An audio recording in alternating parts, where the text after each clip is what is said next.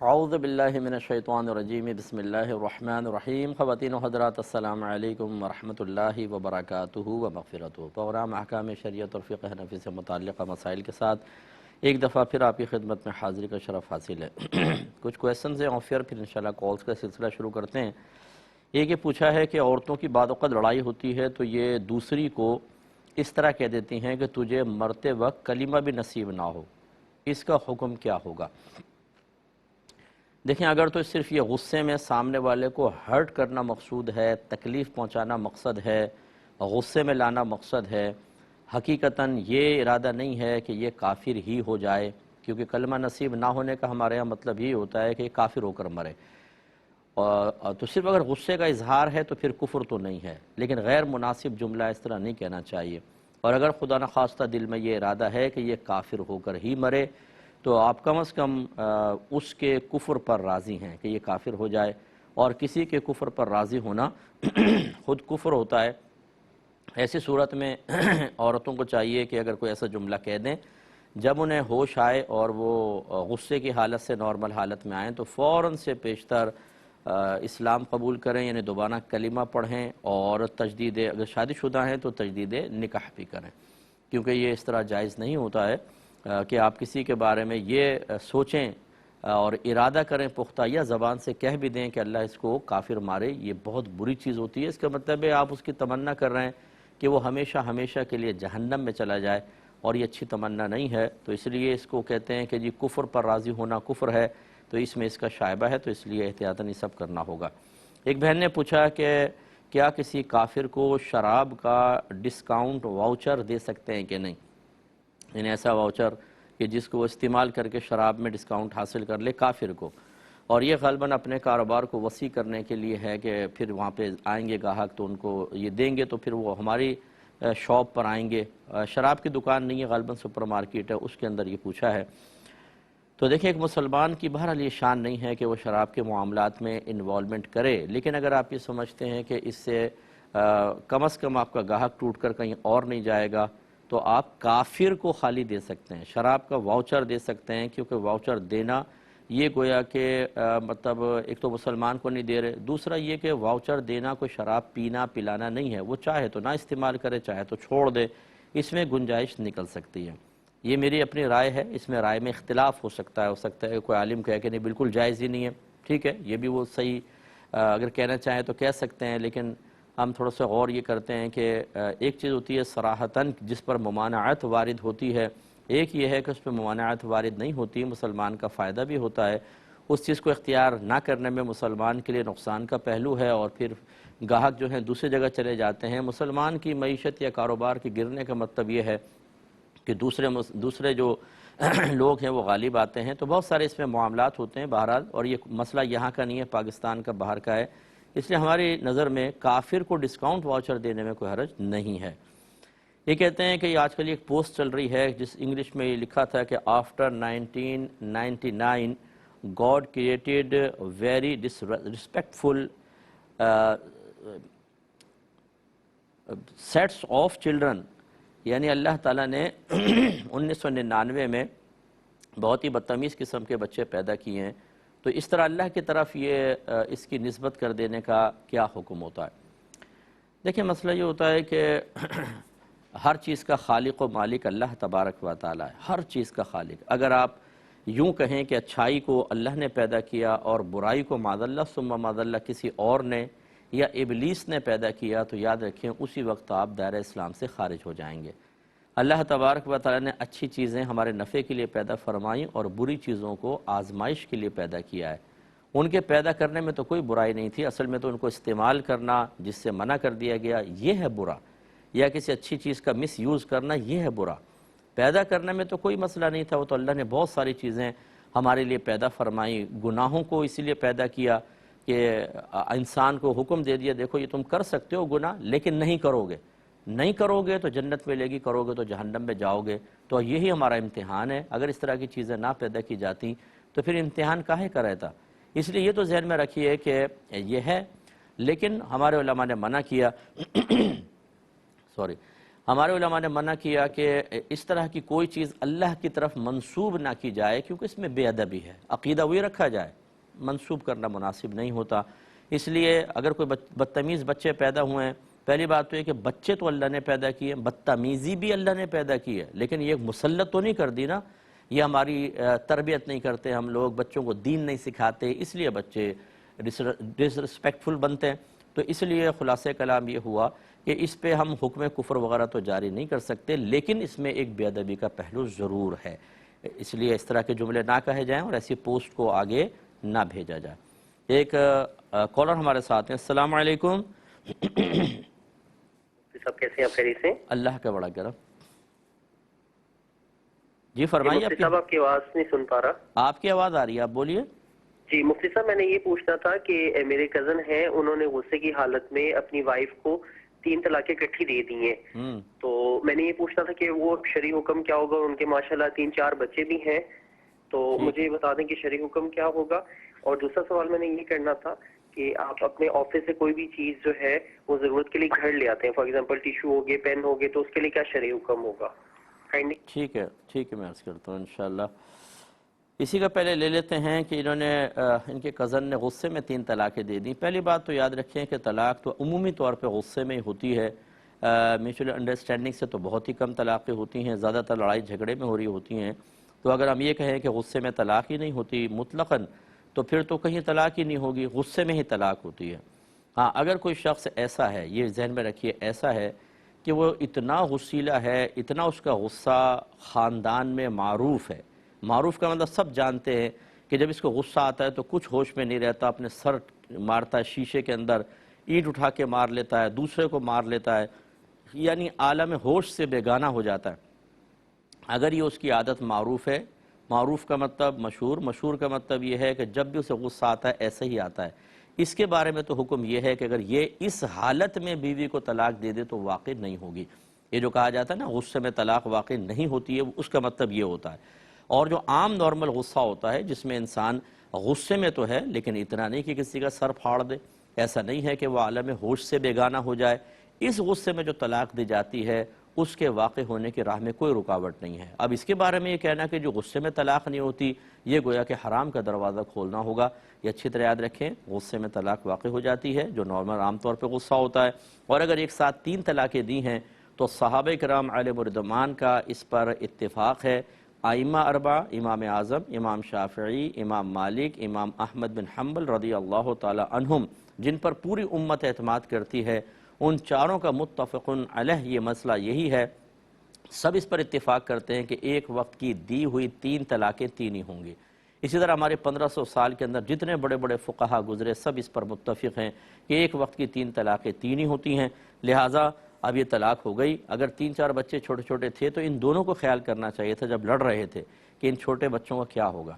خود جب ماں باپ خیال کرتے نہیں، آپ اپنے بچوں کا دھیان نہیں کرتے، ان کے چہروں پہ پھیلے ہوئے خوف، ان کے پھیکے پڑتے ہوئے چہرے، ان کے زرد پڑتے ہوئے ہونٹ آپ کو نظر نہیں آتے ہیں، اور آپ چیختے چلاتے ہیں، لڑتے ہیں بالکل مطلب وحشیانہ انداز میں، اور پھر سب کچھ ہو جاتا ہے، اب سارا پیار آتا ہے بچوں کے اوپر، اور پھر ہم ان کو ڈھال بنا کے کوشش کرتے ہیں کہ شاید شریعت کا حکم ہمارے حق میں آ جائے، لیکن ایسا نہیں ہو سکتا۔ بہرحال اب یہ 3 طلاقیں ہو گئیں۔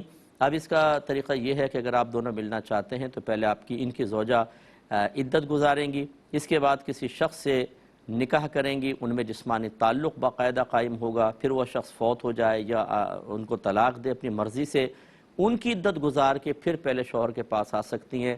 اس کے علاوہ کوئی شرعی طریقہ نہیں ہے۔ میں اس پہ مزید تھوڑا سا عرض کرتا ہوں لیکن کالر منتظر ہیں۔ السلام علیکم۔ ہیلو، السلام علیکم۔ جی مفتی صاحب، میرے 2 سوال ہیں۔ پہلا سوال تو یہ ہے کہ جس طرح میرے بچے چھوٹے ہیں تو اکثر ایسا ہوتا ہے میں نماز پڑھی ہوتی ہے یا قرآن شریف پڑھی ہوتی ہوں، درمیان میں ان کو پوٹی آ جاتی ہے، تو اگر میں دھلانے جاؤں یا وضو کبھی کر آتی ہوں تو وہ کہتے ہیں تو ایسے میری وضو تو نہیں ٹوٹتی، تو میں دوبارہ آ کے پھر نماز اپنی وہیں سے پڑھنا شروع کر دیتی ہوں۔ جی۔ اور دوسرا سوال یہ کہ یہ سنیں کہ یہ کائنڈلی اس کی تھوڑی بتا دیں کہ 8ویں مہینے کا بچہ بچتا نہیں ہے، کچھ آفٹر سے ریلیونس یا کیا، یہ کائنڈلی آپ بتا دیں پلیز۔ ٹھیک ہے۔ اور جی میں کرتا ہوں، ایک اور کالر ہیں۔ السلام علیکم۔ السلام علیکم۔ وعلیکم السلام۔ جی میں نے اپنی بہو کے بارے میں آپ سے سوال کرنا تھا۔ میری بہو جو ہے 6 سال ہو گئے ہیں میرے بیٹے کی شادی کو، 2 بچے بھی ہوئے. شروع میں ہی اس نے بہت زیادہ پریشان کیا. میری اور بہویں بھی ہیں، 2 بڑی بہویں ہیں، اور وہ ماشاءاللہ ٹھیک ٹھاک ہے اپنے گھروں میں. میں تو بیمار عورت ہوں، میرا کوئی تعلق نہیں ہے ان کے جی ساتھ، وہ جو کریں سو کریں. اس کو ہم نے الگ گھر بھی لے کے دے دیا، وہاں پہ بھی یہ اپنے میرے بیٹے سے لڑتی تھی. چلو ٹھیک ہے، زیادہ تھوڑا لمبا نہ کریں، آپ پوچھیں مسئلہ کیا ہے، آپ کیا پوچھنا چاہ رہی ہیں؟ مسئلہ یہ کہ اب ہم کیا اختیار کریں طریقہ اچھا کار، طریقہ، کہ وہ گھر آباد کرنا نہیں چاہتی. وہ میکے چلی گئی ہیں؟ چلے میں بتاتا ہوں انشاءاللہ. ایک مزید کال لے لیتے ہیں. السلام علیکم. وعلیکم السلام ورحمۃ اللہ. جی بیٹا. جی صاحب، کسی شخص پر فجر یا عصر کی نماز میں سجدہ صاحب واجب ہوا، لیکن اگر وہ سجدہ صاحب کرتا ہے تو اسے یقین ہے کہ فجر یا عصر کا مکروہ وقت شروع ہونے کا امکان ہے، تو اب اس نماز کا کیا حکم ہوگا؟ ٹھیک ہے. اور میرا دوسرا کوشچن یہ ہے کہ اگر نماز کے دوران کوئی شخص چھینکنے کے بعد الحمدللہ کہے اور اگر الحمدللہ کی آواز اس نمازی نے سن لی تو کیا نماز کے بعد جواب دینا اس کے لیے واجب ہوگا؟ ٹھیک ہے. اور میرا لاسٹ کوشچن ہے کہ جس چیز کو 3 بار کسی گیلے کپڑے سے صاف کر کے پاک کیا جائے تو کیا ہر بار گیلا کپڑا پھیرنے کے بعد اس چیز کے خشک ہونے کے بعد دوسری اور تیسری بار کپڑا پھیرنا ہوگا، یا گیلی چیز کے اوپر ہی پھیرتے جائیں 3 دفعہ گیلا کپڑا؟ ٹھیک ہے. اور میں انشاءاللہ عرض کرتا ہوں. ایک مختصر سا بریک لیں گے، ہمیں یقین ہے آپ ہمارے ساتھ ہی رہیں گے. بسم اللہ الرحمن الرحیم. پہلے کال لے لیتے ہیں. السلام علیکم. السلام علیکم. السلام علیکم. جی وعلیکم السلام. جی مجھ سے 2 مسئلے ہیں خاتون کے قیام کے حوالے سے، وہ بہت پریشان ہیں، پلیز ان کی رہنمائی فرمائیے جی گا. بولیں. ایک تو جی مختار، ایک تو ان کے ساتھ مسئلہ یہ ہے کہ جیسے خاتون ہے ان کی عادت بدلتی رہتی ہے، ٹھیک ہے، تو چند مہینے 10 آ گئے، جیسے 7 دن، پھر چند مہینے 8-10 دن. اب وہ اپنی عادت اور کیفیت کو اتنی اچھی طرح پہچان چکی ہیں کہ جب بیان شروع ہوتے ہیں نا، انہیں تبھی پتہ چل جاتا ہے کہ چلیں گے کتنے دن. تو وہ جیسے انتظار نہیں کرتی، جیسے عادت والی ہوتی ہے 7 دن کے بعد دیکھے گی، وہ سب کچھ نہیں کرتی، بس وہ اپنے اجتہاد سے بھی نماز روزہ چھوڑ دیتی ہے. ایک تو ان کے ساتھ یہ مسئلہ ہو گیا ہے. اور دوسرا مسئلہ مجھ سے اب یہ ابھی رمضان میں ریسنٹلی ان کے ساتھ یہ مسئلہ ہوا، ان کو ایام 12ویں دن شروع ہو گئے، 12 روزے رکھے انہوں نے، 12ویں دن ان کو ایام شروع ہو گئے، تو انہوں نے 13, 14, 15 کا روزہ بھی رکھا، نماز بھی کی. 15 دن پورے ہو گئے نا، تو پھر 15 دن مغرب کے بعد انہوں نے نماز روزہ ترک کر دیا. تو یہ انہوں نے صحیح کیا، کیا کرنا چاہیے تھا ان کو، یا اب یہ وہ کیا کریں؟ کتنے دن حیض آیا تھا اس میں؟ 12 دن حیض آ کے، مطلب 12ویں دن ایام شروع ہو گئے ان کے، ابھی 15 دن تو ہو کے پورے نہیں ہوئے تھے. ویسے 15 دن شروع، اچھا 12ویں دن شروع ہو گئے، ٹھیک ہے. ہاں ایسے.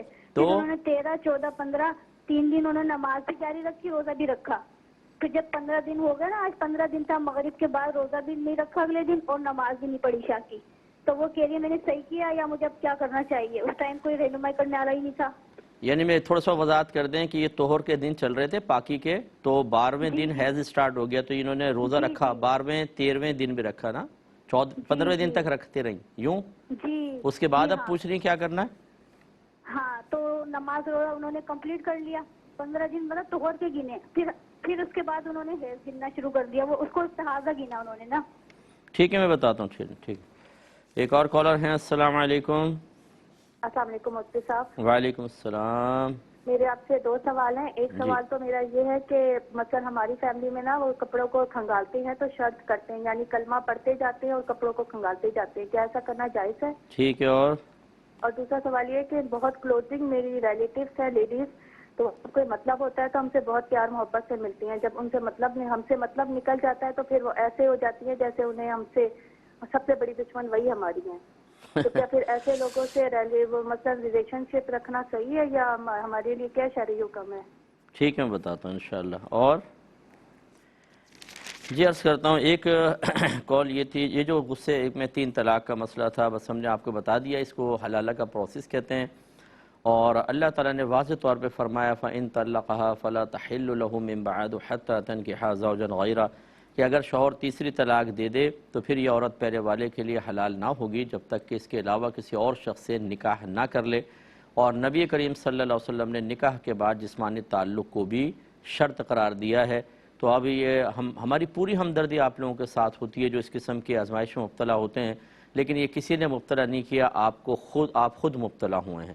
تو اس لیے کسی کو ملامت کرنے کے بجائے کہ آپ شریعت پہ اعتراض شروع کر دیں کہ جی یہ کیا بات ہے، ایک وقت کی 3 مان لی، شریعت پر اعتراض کرنے کے بجائے ہمیں اپنی حالتوں پر غور کرنا چاہیے کہ یہ کوئی احکام ڈھکے چھپے تو نہیں تھے. کہ جب کچھ ہو جائے تو پھر آپ ایک بکسہ کھولیے گا، اس میں ایک پرچہ نکلے گا، پرچے میں پڑھیے گا کیا حکم ہے۔ اگر ایسا ہوتا تو پھر آپ ایک دم پڑھ کے کہتے مجھے پہلے پتہ ہوتا تو میں کرتا ہی نہیں۔ یہ احکام تو آج سے کم و بیش 1500 سال پہلے اللہ کے نبی نے خود بھی بیان فرمائے، قرآن کی شکل میں بیان فرمائے۔ اب ہم ان کو پڑھیں ہی نہیں، ہم توجہ ہی نہ کریں، ہم علم دین ہی نہ سیکھیں، اور پھر ہم یہ چاہیں کہ ہماری کی گئی غلطی پر شریعت اپنے اندر کوئی لچک پیدا کر لے، یہ غیر مناسب ہوتا ہے۔ اس لیے میں تمام بھائی بہنوں سے گزارش کرتا ہوں کہ خدا را اپنے بچوں کو دین سکھائیں، ورنہ اب یہ جیسے فرد ہے نا، ہو سکتا ہے کسی ایسے آدمی کے ہاتھ میں پڑ جائیں اور وہ کہے کہ نہیں ہوئی طلاقیں، اور الٹے سیدھے مسئلے بتا کر ایک ناجائز زندگی کا دروازہ کھول دے۔ جن کی بچی ہے وہ ناجائز زندگی گزارے گی، آپ کا بچہ ہے وہ ناجائز زندگی گزاریں گے، اور میدان محشر میں شدید رسوائی ہے، عذابات قبر تو علیحدہ ہو سکتے ہیں۔ اس لیے دین سکھائیے۔ یہ کہتے ہیں کہ آفس کی بعض اوقات چھوٹی چھوٹی چیزیں ہم جو ضرورت والی ہوتی ہیں اپنے گھر لے آتے ہیں، جیسے پیپر لے آئے یا پین وغیرہ لے آئے، کیا حکم شرع ہوگا؟ دیکھیں یہ چوری ہے۔ کوئی بھی آفس ایسا نہیں ہے کہ جو آپ کو کہے اسٹیشنری وغیرہ آپ گھر لے جائیں اپنے بچوں کے لیے، کیوں لے کے جائیں؟ اگر پتہ چل جائے تو آپ کو روک لیا جائے گا۔ اب ہم کام کرتے ہیں، پین یہاں پہ لگایا چلے گئے، اگلے دن نیا پین لے لیا، پھر یہاں لگایا چلے گئے، وہ بچے استعمال کر رہے ہیں گھر کے اندر، بالکل گناہ ہے۔ آپ کو ان تمام کا حساب کر کے اتنا پیسہ آفس والوں کو واپس کرنا ہوگا، اور اس چوری کی عادت کو ختم کیجئے۔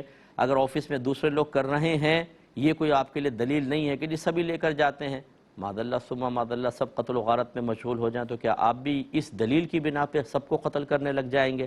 تو یہ نہیں ہوتا ہے، چنانچہ یہ غلط ہے بالکل۔ اللہ کی بارگاہ میں توبہ کیجئے۔ بہن فرما رہی ہیں کبھی میں نماز پڑھ رہی ہوتی ہوں قرآن، تو بچے کو واش روم وغیرہ جانے کی حاجت ہو جاتی ہے، تو میں ان کو صاف ستھرا کر کے پھر وضو تازہ نہیں کرتی ہوں، اسی سابقہ وضو سے نماز پڑھ لیتی ہوں، تو کیا یہ ٹھیک ہے؟ تو جی بالکل ٹھیک ہے۔ وضو اصل میں ٹوٹتا ہے آپ کے اندر سے کوئی چیز باہر نجاست کی صورت میں باہر نکلتی ہے، یعنی نجاست نکلتی ہے تو پھر ہمارا وضو جاتا ہے، یا پھر سونے سے چلا جاتا ہے، عقل زائل ہو جائے، نشہ وغیرہ کر لیا اس سے جاتا ہے، باقی اس سے نہیں جاتا، ٹھیک ہے نا؟ تو اس میں یہ ضرور ہے کہ آپ اپنے ہاتھ وات اچھی طرح صابن سے دھوئیں، کوئی جسم پہ نجاست نہ لگی ہو، سابقہ وضو قائم ہوگا، اسی سے آپ نماز ادا کر سکتی ہیں۔ یہ کہتے ہیں کہ سنا یہ ہے کہ 8 مہینے کا بچہ بچتا نہیں ہے، کیا یہ صحیح ہے؟ نہیں، ایسی بات نہیں ہے، بہت سارے بچے 8ویں مہینے میں ہوئے ہیں، ہمارا بہت زیادہ مشاہدہ ہے، ماشاءاللہ بالکل نارمل لائف گزار رہے ہوتے ہیں، 7ویں مہینے کے اندر بھی ہو جاتے ہیں بعض اوقات تو بچے۔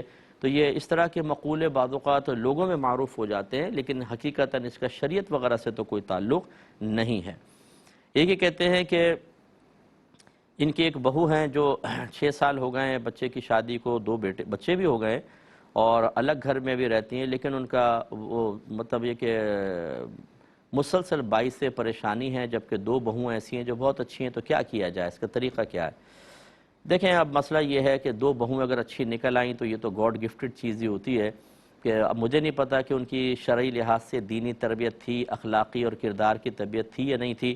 بعض اوقات یہ کچھ بھی نہیں ہوتا، پھر بھی بچیاں خود بخود اچھی ہوتی ہیں کہ ان کی طبیعت اللہ ایسی بناتا ہے، اور بعض ایسے ہوتے ہیں کہ جن کی طبیعت ایسے نہیں ہوتی تو ان کو تو خاص تربیت کی ضرورت ہوتی ہے، اور ہمارے گھروں میں شرعی تربیت کا جو فقدان ہے وہ آپ کو معلوم ہے۔ تو جہاں پر اللہ کی خصوصی کرم نوازی ہو کہ تربیت کے باوجود کوئی اچھا نکل آئے تو وہ ہماری قسمت، ورنہ پھر اصل تو اصول یہی ہوتا ہے کہ آپ تربیت کریں تو بچہ اچھا ہوگا نا، جب تربیت ہی نہیں کریں گے تو کہاں سے ہوگا؟ اور ہمیں شرعی تربیت کا عمومی طور پہ پتہ نہیں ہوتا، بڑی معذرت کے ساتھ ہم کہتے ہیں ہم نے تو سب سکھایا اپنے بچوں کو، تمیز سکھائی ہے، اس کی ایک لسٹ بنا لیں آپ جو آپ نے تمیز جو آپ نے سکھائی ہے، اور پھر آپ کسی کو دکھا کر پوچھیں گے کہ شریعت انہی کا مطالبہ کر رہی تھی یا اس کے علاوہ سینکڑوں چیزیں اور تھیں جو ہمیں بچوں کو سکھانی چاہیے تھی، اور ہمیں شعور ہی نہیں ہے کہ ہمیں بچوں کو سکھانا چاہیے۔ اب ایک آدمی کی آپ تربیت بالکل نہ کریں، وہ آپ کے گھر میں آ کے فتنہ فساد پھیلا دے، اور پھر آپ کہیں کہ ایسا کیوں وہ کر رہا ہے، تو سب سے بڑا قصوروار ماں باپ ہوتے ہیں۔ اس کے بعد پھر خود اولاد ہوتی ہے کہ بلوغت کے بعد ماں باپ پہ وبال نہیں ڈال سکتے، پھر آپ بھی مکلف ہو گئے اس چیز کے کہ آپ اپنے آپ علم دین سیکھیں، اپنی اصلاح کریں۔ تو اس لیے بہرحال ہم آپ کے لیے دعا بھی کریں گے اور گزارش کریں گے کہ آپ ان کو پیار محبت سے سمجھاتے رہیں، نہیں مانتی تو وہ اپنے لیے خود اپنے آخرت کی بربادی کا سامان کرے گی، کہ دل آزاری کا سبب بنے گی، بڑوں کی رسپیکٹ نہیں کرے گی، شوہر کی دل آزاریاں کرے گی، تو آخرت میں گرفت ہے، اور بہت شدید گرفت ہے ایسی خواتین کی۔ تو آپ صبر کریں، اور آگے کے لیے میں ہمیشہ عرض کرتا ہوں کہ جو پیچھے ہو گیا سو ہو گیا، اپنی اگلی نسلوں کے لیے آپ نے کیا کیا، کیا اگر آپ تربیت نہ کریں اور آپ ہی کے خاندان میں سے کوئی بچی کسی اور کے گھر میں جا کر اسی طرح فتنہ فساد پھیلائے تو، یا آپ نے کوئی مطلب اللہ تعالیٰ سے وعدہ لے لیا ہے کہ ہمارے گھر کی بچی جو ہے وہ کہیں جا کے کچھ بھی نہیں کرے گی، وہ بالکل شریف النفس ہوگی، وہ بالکل دل آزاری کا سبب نہیں بنے گی، یہ لیا ہے نہیں، تو پھر آپ نے تربیت کی ہے کہ نہیں کی، یہ اب آپ کو سوچنا ہوگا۔ تو اس لیے اپنے بچوں کی تربیت کریں تاکہ آگے کسی اور کے خاندان کی اس طرح جا کے وہ دماغ کی دہی نہ کر رہی ہو بہو، آپ کے گھر کی بچی، اچھی طرح تربیت کریں، ان کو دین سکھائیں، ان کی اخلاقی تربیت کریں ان کی۔ اس کے بعد پھر بھی اگر بچے خراب نکل آئیں، کم از کم یہ ہے کہ بڑوں کی آخرت میں کوئی گرفت نہیں ہے۔ لیکن اگر آپ نے تربیت میں کمی کی، میرے آقا نے واضح فرمایا کلکم راعٍ وکلکم مسئول عن رعیتہ، تم میں سے ہر شخص نگہبان ہے، اس سے اس کے ماتحت کے بارے میں سوال ہوگا۔ پھر آگے چل کے فرمایا کہ مرد اپنے گھر میں نگہبان ہے، اس سے اس کے بیوی بچوں کے بارے میں کوسچن ہوگا، عورت اپنے گھر پہ نگہبان ہے، اس سے اس کے نیچے والوں کے بارے میں سوال کیا جائے گا۔ اور اللہ نے جو واضح فرمایا یا ایھا الذین آمنوا قوا انفسکم واہلکم نارا وقودھا الناس والحجارہ، اے ایمان والو اپنے آپ کو اور اپنے گھر والوں کو جہنم کی اس آگ سے بچاؤ جس کا ایندھن آدمی اور پتھر ہیں۔ گھر والوں کو بچانے کا طریقہ کیا ہوگا؟ انہیں علم دین سکھائیں، نیکی کا حکم کریں، برائی سے روکیں، اخلاقی تربیت کریں، برائیوں ان سے دور کریں، انہیں گناہوں سے دور کریں، وہ جنتی بنیں گے۔ لیکن ہے ہماری توجہ اس کے اوپر؟ اور پھر اس کے بعد یہ شکوہ کرنا کہ جو گھر میں آئے وہ فرشتی سی آ جائے، ایک دم فرشتہ ہمارے گھر میں آ جائے، کچھ بھی خرابی نہ ہو۔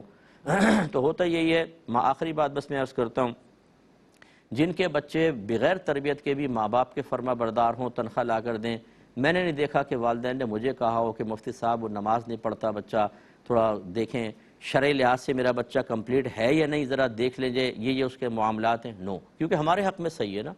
اور پھر اگر کوئی بچہ بدتمیزی کر لے، نافرمانی کر لے، تنخواہ ہاتھ میں نہ دے، بیوی کو پیچھے جا کے بیٹھ جائے، یعنی بیوی کی طرفداری کرے، تو وہ ماں باپ پوچھتے ہیں کہ مفتی صاحب بتائیے گا ذرا ماں باپ کا حق کیا ہے، اولاد کے فرائض کیا ہمیں بتائیں۔ بہن پہلے کیوں نہیں آپ نے حقوق اور فرائض کے بارے میں مجھ سے کوسچن کیا؟ اس لیے کہ اولاد آپ کے ساتھ ٹھیک تھی، اس وجہ سے اولاد بگڑی تو آپ کو دین یاد آیا اور آپ نے کہا دین کی ڈھال سے ہم اولاد کو قائل کر لیں۔ یہ میں آپ کو سمجھانے کی کوشش کر رہا ہوں، ناراض مت ہوئیے گا، لیکن خدا را اپنے بچوں کو شرعی تقاضے کے مطابق تربیت یافتہ بنائیں، وہ تربیت اپنی کمپلیٹ کر لیں، اس کے بعد وہ کیا کرتے ہیں آپ بری ذمہ ہیں، ورنہ اس کے پہلے میرے غالب گمان یہ ہے کہ ہمیں شکوہ نہیں کرنا چاہیے، ہمیں حالات کو سنبھالنے کی کوشش ضرور کرنی چاہیے، لیکن شکوہ میرے خیال میں مناسب لگتا نہیں ہے۔ جس کو دوڑنا نہیں آتا، جس کو کرکٹ کھیلنا نہیں آتا، بلہ پکڑا کے پاکستانی ٹیم میں داخل کر دیں، پھر کہیں کہ اس نے کوئی کارکردگی نہیں دکھائی، تو قصور اس لڑکے کا ہے ہمارا ہے، دوڑنے والے کا ہے ہمارا ہے، کہ ہم نے کیوں اس کو سلیکٹ کیا تھا؟ یہ اصل مسئلہ ہوتا ہے۔ تربیت انتہائی ضروری ہے۔ یہ کہتی ہیں کہ اگر کسی کوئی عصر کی نماز پڑھ رہا تھا، بالکل مکروہ وقت سے پہلے کوئی غلطی ہوئی ہے، جیسے واجب ترک ہوا اور سجدہ صاحب کرنا ہے، اور اب مکروہ وقت سٹارٹ ہو رہا ہے کہ اگر ہم سجدہ صاحب کریں گے تو مکروہ وقت میں ہوگا، سجدہ صاحب کریں یا نہ کریں؟ تو بالکل کریں گے، نماز آپ نے چونکہ پہلے سٹارٹ کی ہے، اب اگر سجدہ صاحب کر لیں تو کوئی حرج نہیں ہے، مکروہ وقت میں کر سکتے ہیں۔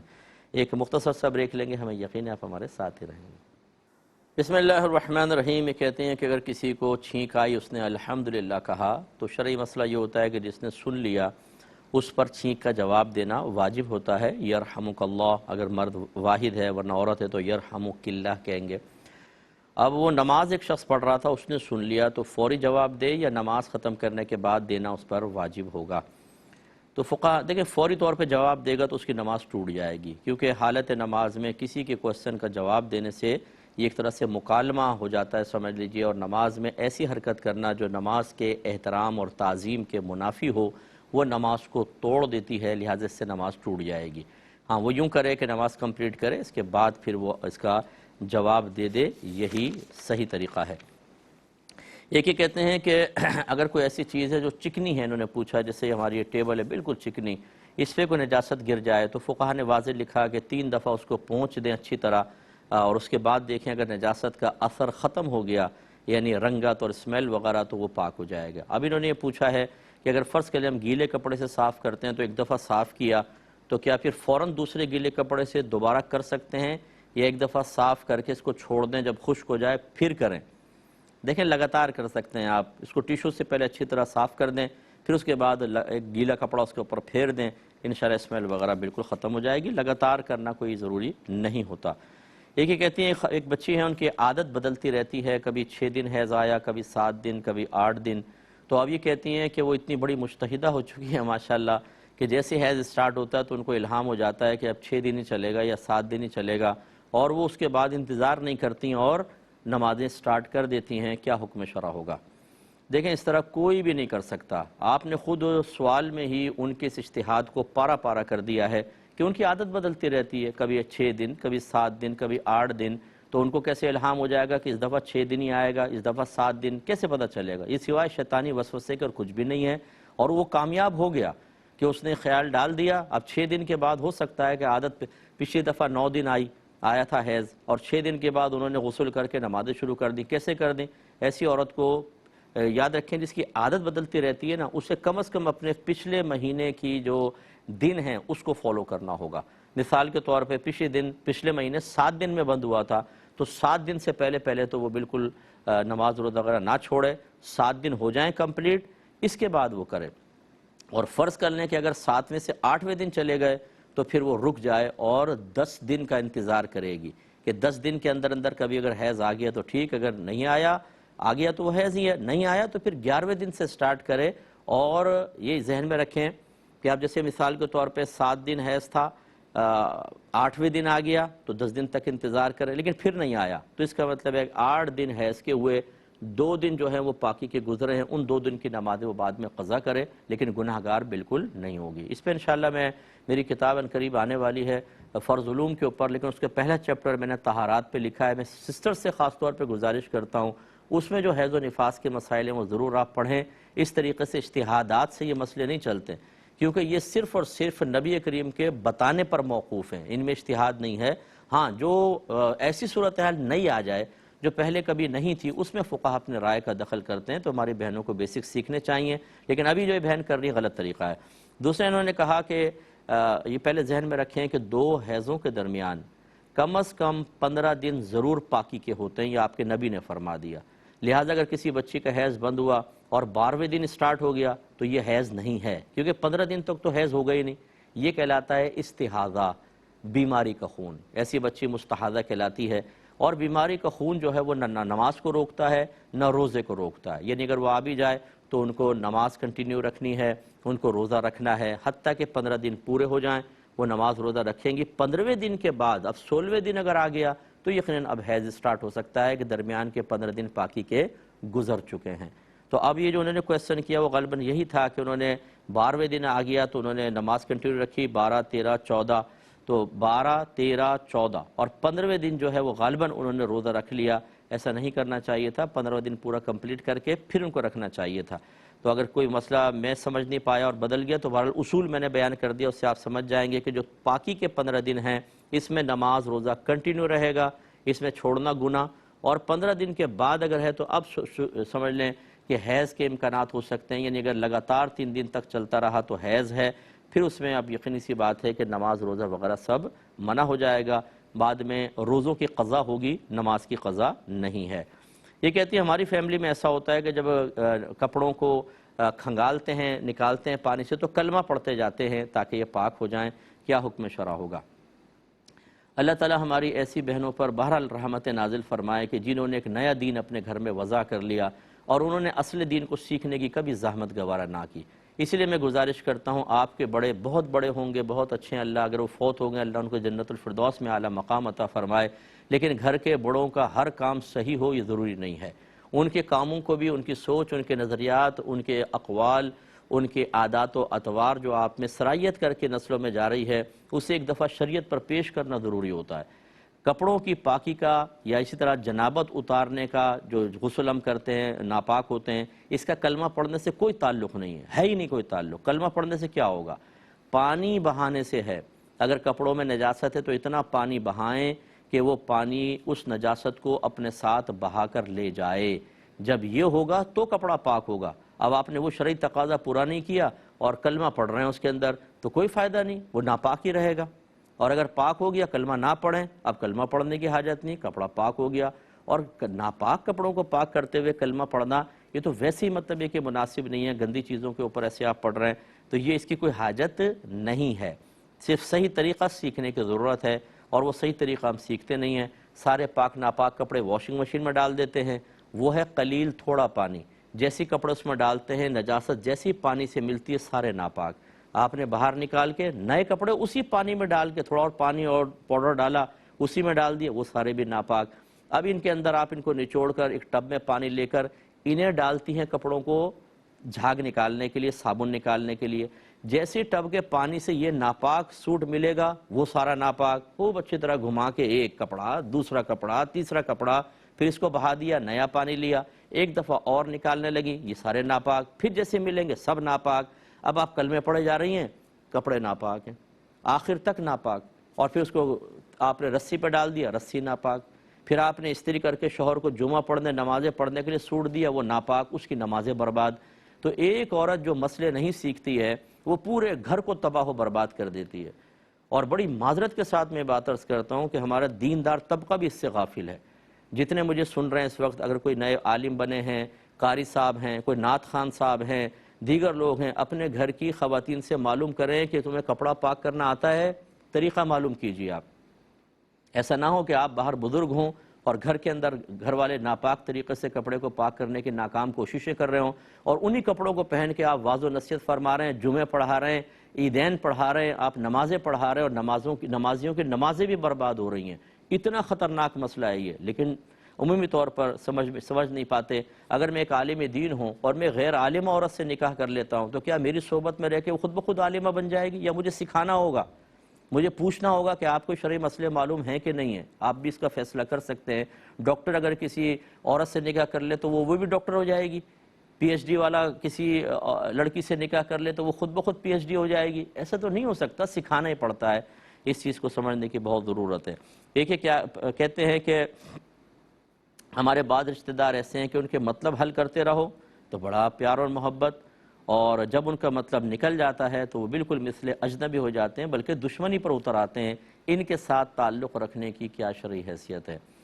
دیکھیں میں یہ تو نہیں کہوں گا کہ آپ قطع تعلق کر لیں یہ تو شرعاً جائز اس موقع پہ شرعاً جائز نہیں ہے لیکن ہوشیار رہیں. جب آپ کو پتہ ہے کہ مطلب کے وقت ہی قریب آتے ہیں اور مطلب نکلتا ہے تو اجنبی ہو جاتے ہیں تو ایسے لوگوں کو بس ایک ملاقاتی کی حیثیت میں رکھیں زیادہ اپنے گھر کے اندر انوالو نہ کریں. وہ اگر آ کے کہتے ہیں ہمارا مطلب ہے آپ واضح طور پہ منع کر دیں. اس سے بہتر ہے کسی ایسے کو دیں جو غریب ہے واقعی جو مخلص ہے جو اچھا آدمی ہے آپ کے دیگر رشتہ دار ہیں. ایسے مطلب پرستوں کو تو بالکل اپنے پاس سے مطلب قطع رحمی نہ کریں ناراضگی دل میں پیدا کر کے تعلق نہ توڑیں ملتے رہیں لیکن بس ایک حد تک اس سے آگے نہیں.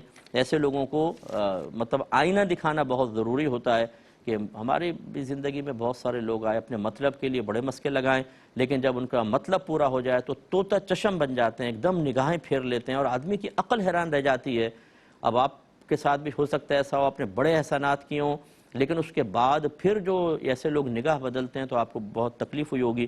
اللہ تعالیٰ آپ کو صبر دے اور ایسے لوگوں سے آپ تھوڑا سا دور ہی رہیں. ایک یہ کہتے ہیں کہ کیا ہم اہل سنت کا یہ عقیدہ ہے کہ انبیاء علیہم السلام معاذ اللہ جھوٹ بول سکتے ہیں لیکن بولتے نہیں ہیں؟ دیکھیں اس قسم کی چیزوں کو نہ بیچ میں لائے کریں. انبیاء علیہم السلام بس آسان الفاظ میں آپ کو سمجھاتا ہوں تمام نبی معصوم ہوتے ہیں اور فرشتے معصوم ہوتے ہیں. اہل سنت کے نزدیک یہ دو مخلوق معصوم ہیں اور معصوم وہ ہوتے ہیں کہ جن میں اللہ گناہ پیدا ہونے ہی نہیں دیتا. بس یہ سمجھ لیجئے. اس کے بعد مزید یہ کہ کریدنا یہ چیز وہ چیز یہ عوام کے لیے بالکل مناسب نہیں ہے. اس میں بے ادبی کی طرف آپ جا سکتے ہیں. تمام انبیاء علیہم السلام بشر ہوتے ہیں اس کا انکار نہیں لیکن ان کی بشریت انتہائی کامل ہوتی ہے اور اللہ تعالیٰ ان کو معصوم بناتا ہے یعنی ان میں گناہ پیدا ہی نہیں ہو سکتا. تو بس اس قسم کے کویسچنس ذہن میں نہ. یہ عقیدہ اہل سنت ہے جو میں نے آپ کی خدمت میں ذکر کر دیا. ایک کسی نے پوچھا کہ سنا یہ ہے کہ مخلوق کا چہرہ اللہ اپنے دست قدرت سے بناتا ہے اور باقی جسم فرشتے تیار کرتے ہیں, کیا یہ صحیح ہے؟ دیکھیں اللہ تعالیٰ نے یہ تو قرآن میں ارشاد فرمایا کہ هو الذی یصورکم فی الارحام کیف یشاء. اللہ تبارک و تعالیٰ ماؤں کے رحموں میں صورت بناتا ہے جیسا وہ چاہتا ہے. لیکن اس کا مطلب یہ نہیں ہے کہ معاذ اللہ وہ مطلب اس کو کوئی ہاتھ ہیں اور اس سے وہ بناتا ہے, بلکہ یہ ہے کہ اللہ تعالیٰ نے صورت کو شکل کو اپنی طرف منسوب کیا ہے.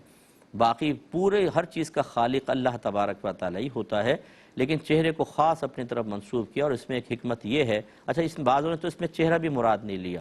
بعض نے کہا کہ یہ جو طبیعتیں ہوتی ہیں کیفیتیں ہیں فطرتیں ہیں جبلیتیں ہیں یہ اللہ تعالیٰ تخلیق فرماتا ہے، اس کا خالق اللہ تعالیٰ ہی ہے، تو پھر تو وہ صورت والا مسئلہ ہی نہیں۔